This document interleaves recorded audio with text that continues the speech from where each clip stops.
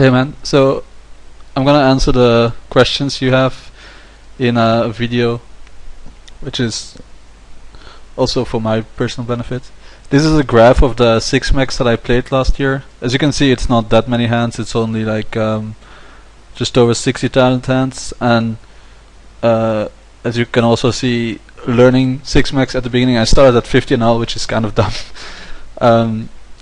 And here, somewhere down here, after I hit this like massive, this is like in this happened in like a couple of hours in one day, this downswing. So after that I started 25 NL and then I learned it, and then here I switched back to full ring. So what do you prefer to use as 3-bet bluffs? Well,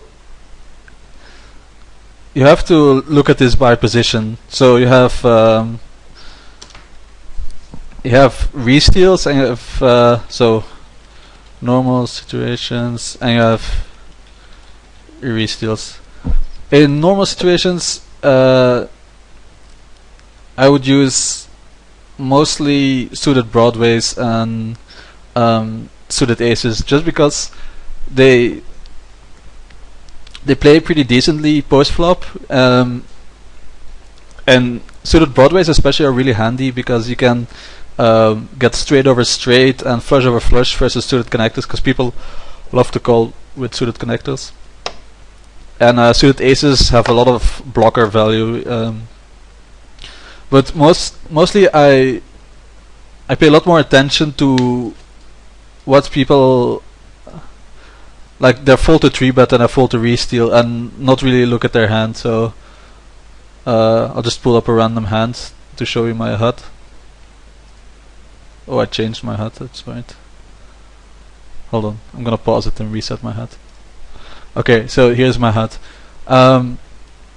The most of the HUD doesn't really matter in the situation I'm gonna explain, but the last two numbers are fold to 3-bet and fold to re-steal. And for example, this guy on the button here has a fold to 3-bet of 74% and a fold to re-steal of 75%.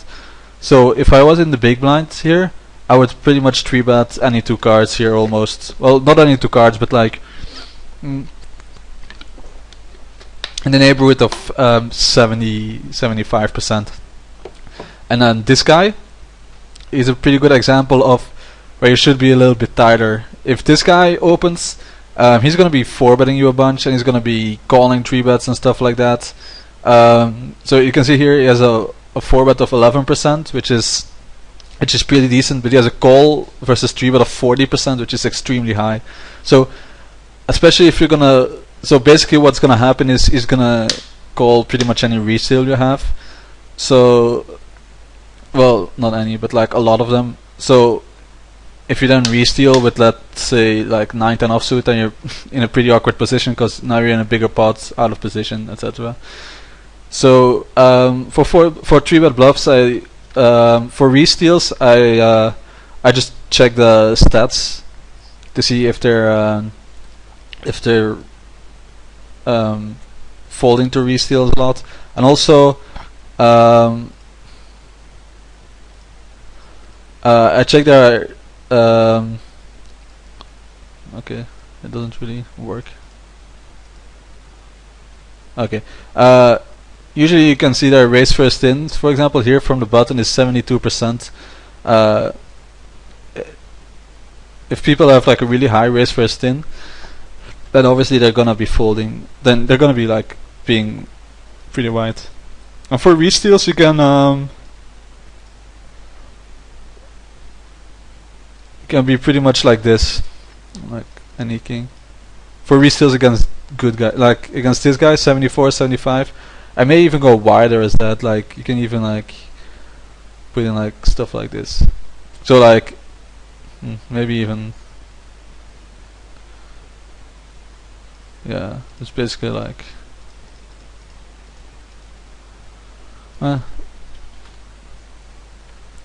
yeah, I mean, like you can go wide. Just anything that's not really playable, like the stuff that's really far apart, like jack 4 off and jack deuce off and stuff like that. That's really annoying, and like deuce 3 offsuit and stuff like that. It's very unplayable. Against this this guy that calls 59%, I would probably have something like this more, and then I would defend the smaller pocket pairs, and yeah, something like this would be my re-steal against this guy. So that's re-stealing. In 6-max you can re-steal pretty wide. I had a re-steal of 25%. I think you can go wider, but then you get into a bit more trouble. So like 25% is a pretty aggressive number. And then just for like normal situations. So for example, if I raise here, what would I 3-bet the button here with for bluffs? Then I would say it's more like hold on. Like I would flat most pairs, and like probably like I would definitely be polarized here. So no. Like I would flat some of this stuff, not that much. So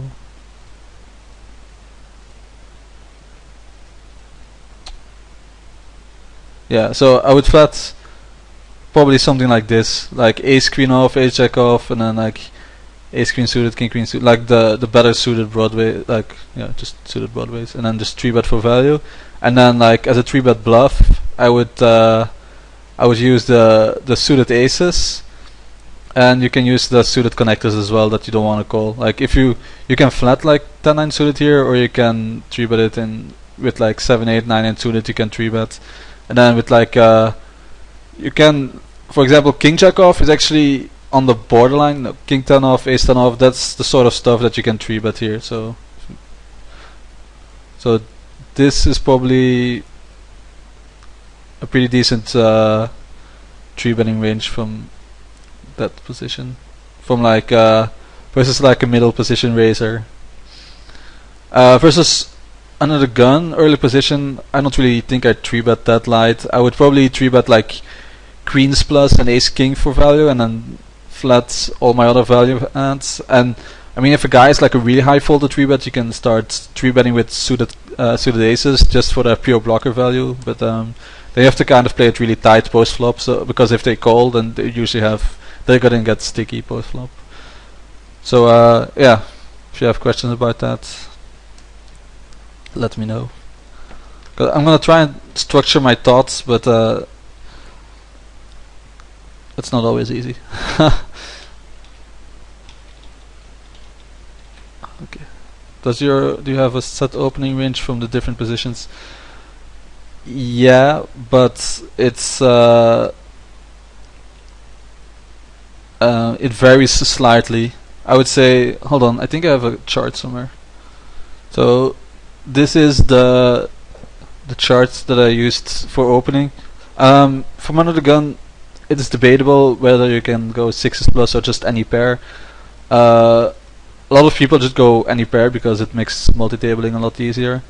From the cutoff, you can go as tight as ace 10 plus.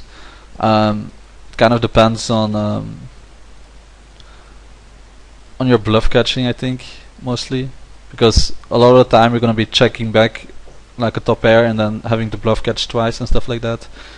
Let's see, is there anything else? No, the rest is kind of standard. You can, from the button, actually, this is kind of a tight range from the button. I would usually go just any suited, just pretty much any suited. And from the small blind, I actually go tighter in real life. I probably go like something like this, and then yeah, something like this more, and then here just it kind of depends on the stake you're gonna play.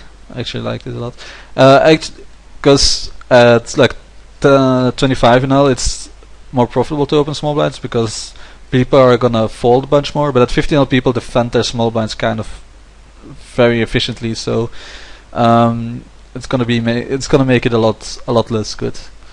Yeah, so I do have a set opening range. If you want me to send this to you, you can ask me in Skype. Oops. Sort of. Yes. Does your size vary from different positions? I explained it in Skype. It's 2.5x from button and 3x from others. 3-bet sizing usually opens are 3x, so you want to make it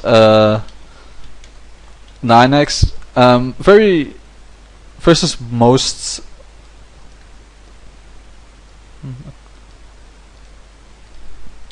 You just messaged me. I would say 9x is best versus most 3-bets, unless you're getting like against short stackers. You can make it shorter. Against 40 big blinders, you can make it like 8 big blinds or even 7.5 big blinds. I wouldn't go any shorter than 7.5 big blinds because the odds people get, they're just too great. You can also make it shorter if you're blind versus blind. You can make it like 8x because then you have position always versus a weak range, so you don't really need a lot to make him fold. But if you're gonna just set your Taman Ninja to a certain amount, best is just to put it to 9x, which is always a good sizing. Do you ever flat out of position? What range? If so, I've flat pocket pairs from the blinds. Pocket blinds versus non-steals.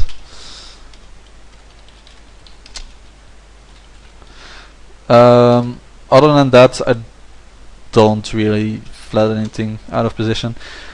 What happens when you flat stuff out of position is you get a crappy red line. A lot of the good players, like the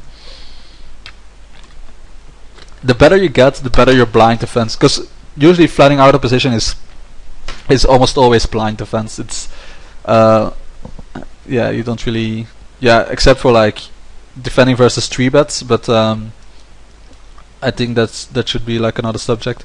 But I'll add the question because that's actually an interesting point. So yeah, I don't think it's very necessary to flat out the position a lot. Pocket press versus steals, by the way, I usually just 3-bet them. What hands are you getting in 100 big blinds deep? It depends on the stack size and well, 100 big blinds. I would say queens plus and ace king is pretty safe.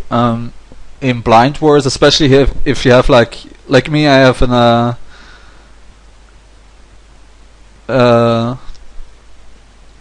yeah, you're messaging me again. You're distracting me. Okay. Like for me, since I have such an aggressive re-steal image, because I re-steal like 25%. Usually people play back at me a lot, and then it gets a lot better to, because then you're getting into like pre-flop raising wars where like they know that you steal light, so they steal light and so on. So then it gets better to get in like as light as a 9s even in blind wars, but I don't really recommend that. It's just so high variance and so unnecessary. So as a stand, I would say queens plus and ace king, and have like a really polarized 4-betting range, like as pure bluffs and for like pure value. Yeah, that's pretty much it. So queens plus ace king.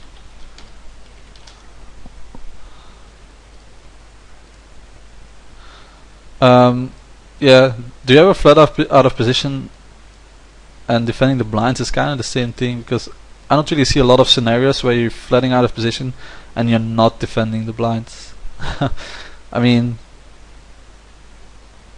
you're by definition in position if you flat someone. unless you're in the blind. So it's kind of the same question. During the tries, I answered that in Skype. It doesn't really matter. It absolutely makes no difference. I think the variance is a bit lower, but that's about it. HUD stats.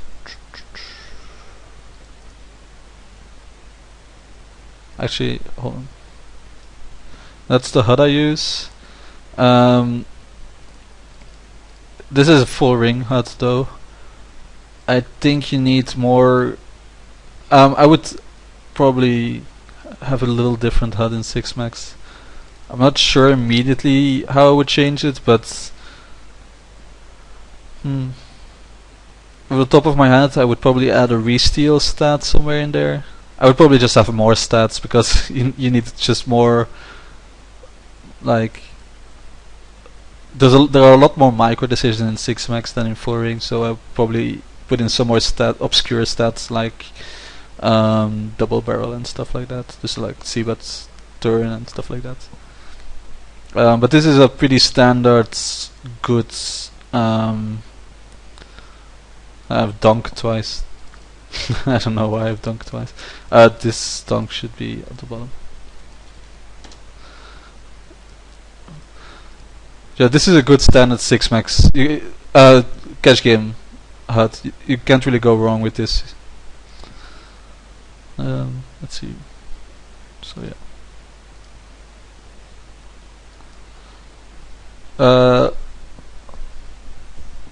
I have. Yeah, I have color coding, but I would have to boot up PokerStars.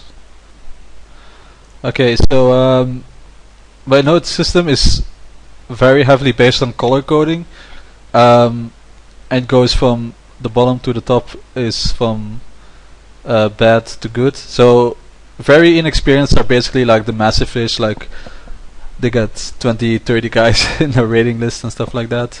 And then it goes upward. Like weak regulars, they're just like the explodable regulars. They're kind of bad as well. Then you have like short stackers, both tight and the green ones. The green ones, so the normal short stackers, they usually re-steal quite heavily, so they're gonna be really annoying to play against. Nit styles, that's for full ring. You don't really have those in 6 Max. Well, you have nits in 6 Max, but not really like the 11.9 3.0 nits that you have in full ring. Then I have pretty much 3 differences between regulars. The okay ones, I'm better than them, but they're not going to be giving up a lot of money. The good ones are probably at my level, and some of them are slightly better than my level.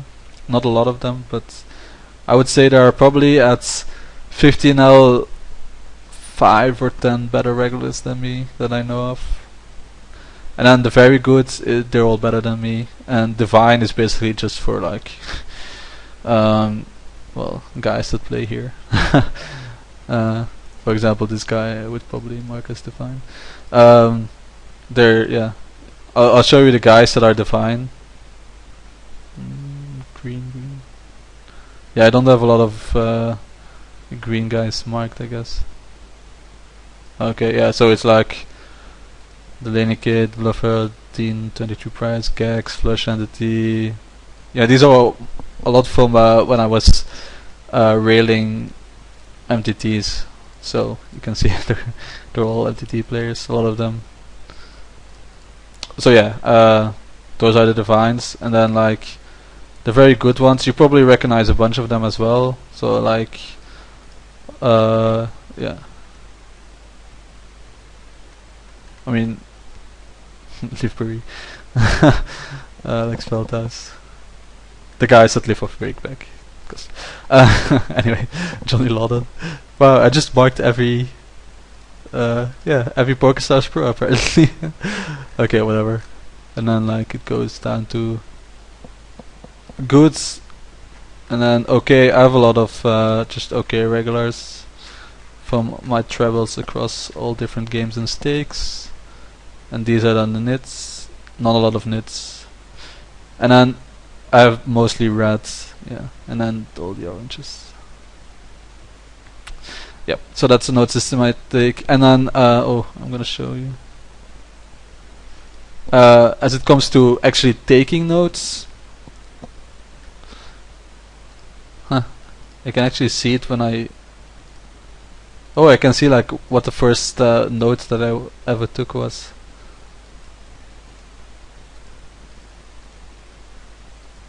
That's funny. It's like George and Michael and Russell Carson and stuff like that. Okay, let's just skip to the end. These are all the 180 man notes. Okay, for example, this is a decent note. So I note here that he lets Ace King suited on 375 with the small s stands for suited, which stands for flush draw. So it would be, for example, the 7-5 of spades with the 3 of clubs. If it's monotone, I use this. So it would be 3-7-5, and then like two small s's is all of the same suit. And then rainbow, I just do it like that. And with BS is with backdoor suits. So basically, he probably had for example, he had Ace King of spades, or let's say, yeah, he had, for example, Ace King of spades, and the flop was 7-5 of clubs with the 3 of spades. So he had 2 overs with a backdoor flush draw, and he donked it. So what that means is that when he donk leads, I can raise and barrel most turns. Let's see. Those are all.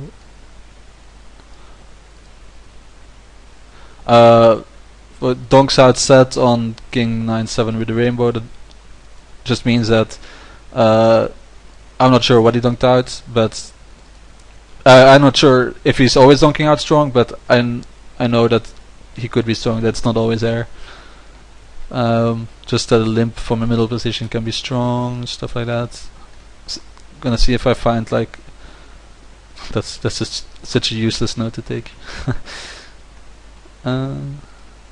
Okay, this is pretty good. So he isolated with Jack and then checks behind on 6-8-3 rainbow.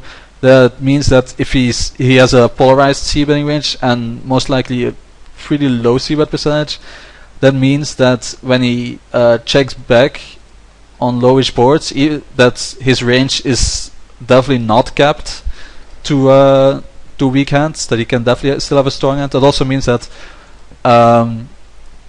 I can check raise a lot more on the flop, because if he checks back as strong as pocket jacks, that means that his value range is extremely small. So it's basically like sets and maybe aces. And also that, yeah. So this kind of ties in with it. He 3-bet and then, excuse me. He 3-bet and then double barrel bluff on Ace Jack 6 queen. This is noteworthy because Ace high boards aren't that popular to be barreled at. It used to be kind of popular to be barreled at because people always called like with a pocket pair once and then give up, but then people stopped doing that and then people stopped barreling at ace high boards. So the fact that he double barreled after a 3-bet on an ace high board as a bluff is pretty noteworthy. For example, if I had ace king here and he 3-bet and then double barreled, this is a really awkward turn, because like what do you beat when you have ace king? Because he's not really value betting like ace 10 or weaker anymore. But the fact that he could be bluffing here makes ace king like a snap call. Yeah, so that's part of my note taking system. Let's see if I can find something for him a bit later. Oh, I'll go see if I have something for my days of 6 max. That's not very interesting. Oh yeah, Paul, that means space of light.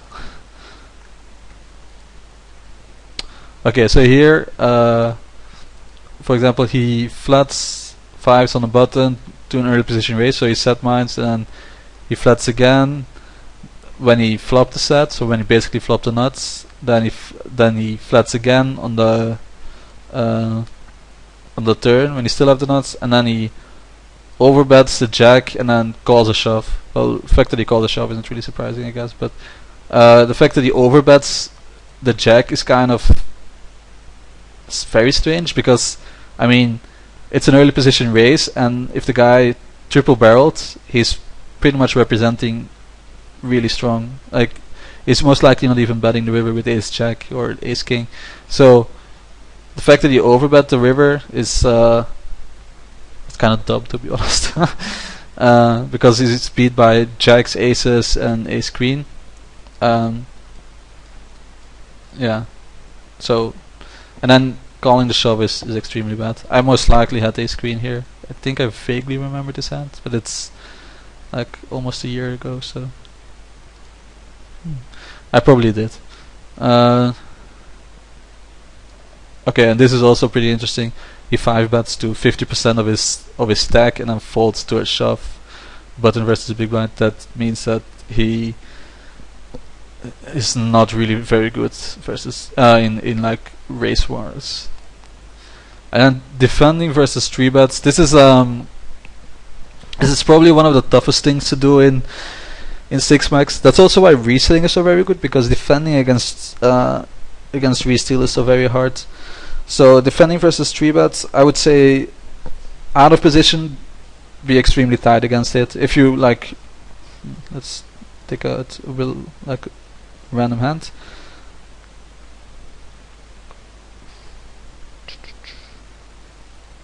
So if I would 3-bet king queen here, I'm not sure. Oh, I do. Excellent. That's really cool. So yeah, king queen I could defend here and I could 3-bet here. And in these days I was really trigger happy on my 3-bet, so that's why I 3-bet. Here, for example, for him it would be, you have to be extremely tight in defending. You can 4-bet bluff a bunch, because for example for my specific hand it's pretty annoying when you get 4-bet. That's why flatting is a lot better. But I would probably defend something like, not ace jack suited, something like this, like a pretty tight range. And I would also, I wouldn't 4-bet aces, kings, queens, because unless he's like really flat happy, you can really usually see if he's like, people don't really, if people are not in the habit of folding to 3-bets, they're usually not in the habit of folding to 4-bets either. That's just like, you don't really need, you rarely get a big enough sample size to get a good read on people's 4-bets, because you need like tens of thousands of hands on them. So, but usually a lot of people that defend 3-bets light get they get really sticky against 4-bets as well. So if the button is like, has like a 50% fold to 3-bet, then you can start 4-betting aces and kings for value. But if he has like an 80% fold to 3-bet, then you have to flat aces and kings and queens. But for example, I see a lot of people like defending, well, not really that hand, but I mean I see them defending this, and then like, I mean, it's just not good. It looks very pretty, and it's really tempting to defend hands like that, but it's just not good. You get out of position in a bloated pot against what is a tighter range, because 3-bets, even if people 3-bet light sometimes, it's still tighter than just an open.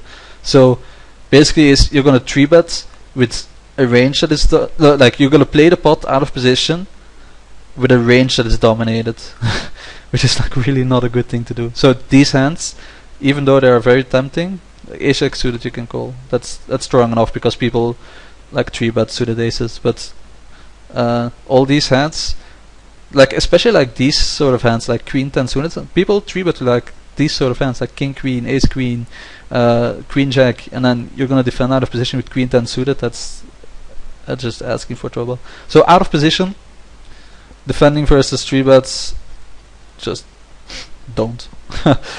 That's like the general consensus I can give you. Just don't, like 4-bet or fold basically, and then just you can flat like this if you want to trap somebody,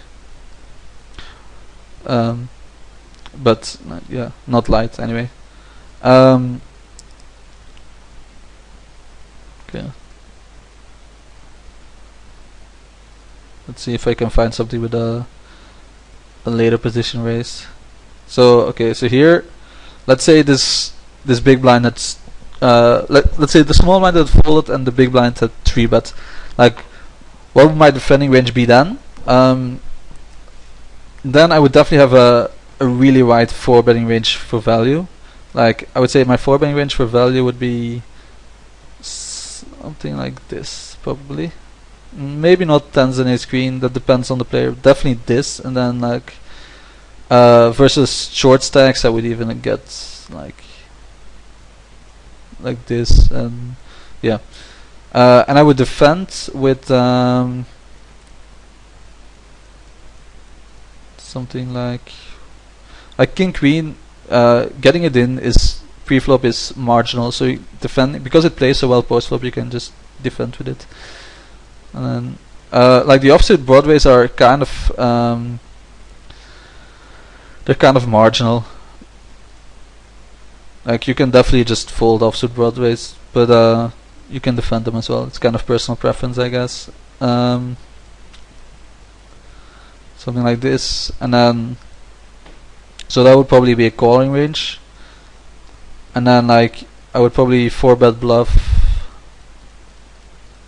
Something like this, and then depends on whether you call these or not. I would, if you don't call these, you should definitely put them in a 4-bet bluffing spot, and then obviously these as well. You could give him like, yeah, you can go pretty wide depending on the 3-bet, the reseal percentage of the player. So that's defending versus 3-bet. It's basically flat with ranges that where you dominate a 3-betting range. Don't do it out of position, and have a polarized 4-betting range. Yep. Also, just look at the player. For example, this guy here, he has a 3-bet percentage of 6.6% in the small blind, 10% in the big blinds. That's not very loose. Like 6%. I mean, yeah, you know percentages better than me. That's this 6%. If you're then gonna start defending Queen Jack and King 10, then basically your hand is dominated by his entire 3-betting range. So then, yeah, then it's definitely not good. Like if you're gonna defend then you're better off just defending with like these hands, because they are like, if you flop a pair, if you flop a draw, it's not going to be completely dominated. Like if you flop a draw with 7-8 suited, you're not going to get dominated by King Jack suited. Like for example, if you flop a draw with Queen 10 suited, then you're going to often get dominated by King Jack suited. So yeah, defending versus 3-bets is one of the most difficult things in cash games, and it's also very important that since 3-bets are obviously juicing the pot pre-flop, and post-flop that snowballs to bigger things. So if you have if there's a leak in your defending versus 3-bets, it only magnifies post-flop. That's very different for MTT. Any mistake you make pre-flop magnifies, like even on the flop it gets magnified through the, like it echoes through the hand. So even if something is correct, for example, defending with like let's say King 9 suited here, or even King 10 suited, it may seem correct because like you dominate a lot of a button's raising range, but because you're out of position with things that's gonna flop like second pair a lot, what's gonna happen a lot is you're gonna flop second pair, call once, maybe call twice, and then fold river, or call once and then fold turn, or like check raising a draw and then getting shoved. I mean, like you need a lot of like post flop skills to make blind defense very good. Otherwise, it's gonna like like calling those hands are gonna lead you to making mistakes on future streets.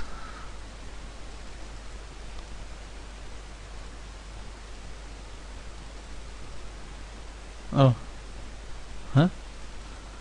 Oh, we probably ran it right. Oh, sorry, I just noticed that. Okay, I'm actually kind of curious what happened in this Queen's hand, because I started it a lot. Okay, so this is kind of interesting that he donks out. This is like a bonus, me going over this hand. So it's kind of interesting that he leads this this flop. It's usually ace high or something. I think my raise size is a little bit on the small side. I think $6 would be better. Yeah, he overcalls, which usually is like a pocket pair between eights and jacks, especially when he calls pre-flop. I don't think he just overcalls a raise with an ace high. Okay, he goes away, so he most likely had like, yeah, what I said, like ace jack or something.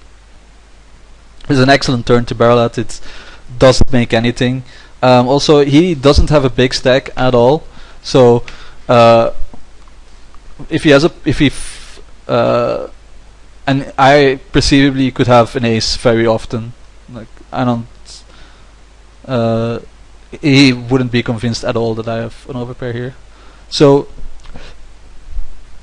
checking here is kind of bad because I want to get all his chips and there's less in the pot and in his stack size. So I would just I could bet small here since I'm pretty convinced of the fact that he has a middle pair. I'm not really scared of anything coming on the river. The only thing that could be annoying are like an ace or a king because they scare him. They don't really kill my hand. I'm not really worried about it, but they would scare him and he might fold. So if I bet like $5 here and with 25 in the or 26 in the pot on the river, and then he has 15 left, then he could fold if an ace or a king comes. So I want to like get enough in the middle that he is not gonna fold on any part. But I don't really want to scare him off. Like I don't really want to bet $12 or $13, and I don't think he's gonna be. He's gonna look at his hand and then look at what he has to pay to see the next card and then make his decision. He's not gonna hand read anywhere near efficiently enough. So I would say something about $8 would be perfect. $9, okay, that's fine. He shoves. Oh yeah, I'm so good. Yeah, this is not an all-star read. Quite obviously, it was pretty obvious what he had, but yeah, I liked how I played that. Alright, enjoy this video. Let me know what you think, or any more questions.